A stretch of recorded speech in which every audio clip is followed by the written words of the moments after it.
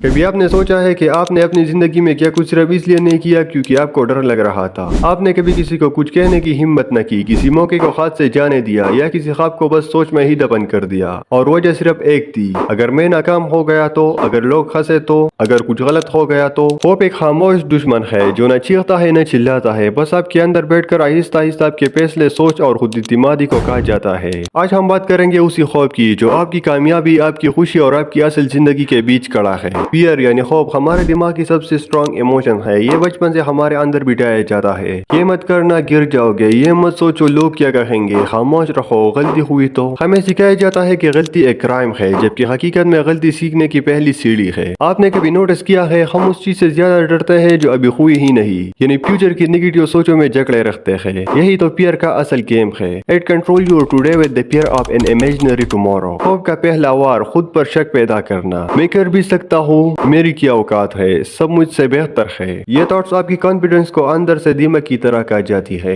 और इंसान एक खामोश, खूबसूरत और एवरेज लाइफ गुजारने वाला बन जाता है। अब सोचो, एक लड़की जो फैशन डिजाइनिंग करना चाहती है मगर उसके रिलेटिव्स कहते हैं ये तो फजूल काम है, नौकरी नहीं मिलेगी। वो अपने पैशन को छोड़ देती है क्योंकि उसे लोगों का खौफ मार देता है। या एक लड़का जो बिजनेस शुरू करना चाहता है मगर लोग कहते हैं रिस्क मत लो, स्टेबल जॉब कर लो, तो वो भी अपने आइडिया को दफना देता है। यही होप है जो सिर्फ दिमाग में होता है मगर जिंदगी के हर फैसले पर असर डालता है। साइकोलॉजी के मुताबिक दिमाग में एमिगडाला नामी हिस्सा खौफ को इंस्टेंटली ट्रिगर करता है। यानी अगर आपने सिर्फ इमेजिन किया कि आप क्राउड के सामने कुछ बोल नहीं पाओगे तो दिमाग इसी तरह पैनिक सिग्नल देगा जैसे आप जंगल में शेर के सामने खड़े हो और फिर सेफ चॉइस, सेफ डिसीजन और सेफ लाइफ की तरफ भागते हो। हालांकि सेफ लाइफ का मतलब है no growth, no experience, no thrill. खौफ का दूसरा और कंपेरिजन है। हम खुद को दूसरों से कंपेयर करते हैं, मसलन वो मुझसे बेहतर है, उसकी लाइफ परफेक्ट है। ये सब कुछ आपको अंदर से फॉलो कर देता है और आप सिर्फ सर्वाइवल मूड में चले जाते हैं जहाँ न ख्वाब होते हैं न कोई जोश। लेकिन याद रखो,